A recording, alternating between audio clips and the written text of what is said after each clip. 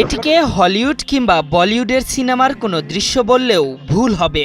Need for speed গেমিংয়ের ধুন্ধুমার রেসের কথাও মনে করিয়ে দিতে পারে। রাজধানী ঢাকার রাস্তায় দেখা গেল ভয়ঙ্কর দৃশ্য। এই ভিডিওটি এখন সামাজিক যোগাযোগ মাধ্যমে ভাইরাল। এক ব্যাটারি চালিত অটোরিকশাকে ধাওয়া করছে বেশ কয়েকটি মোটরযান, তাতেও যেন টেক্কা দেওয়া সম্ভব হচ্ছে না।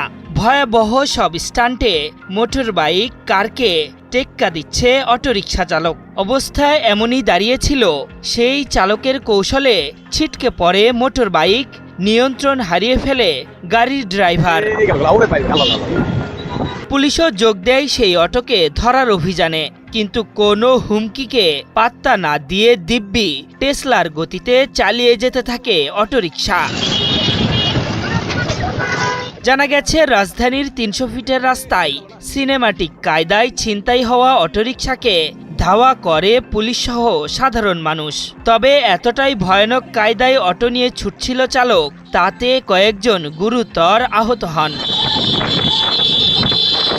সচরাচর কোনো বিগ বাজেটের মুভি কিংবা গেমে এমন দৃশ্য দেখা যায়। কোনো নিয়ম কিংবা আইন অমান্য করলে পুলিশের হাত থেকে রক্ষা পেতে এসব কৌশল অবলম্বন করা হয়। তবে ঢাকার রাস্তায় এমন চিত্র সবাইকে অবাকই করেছে।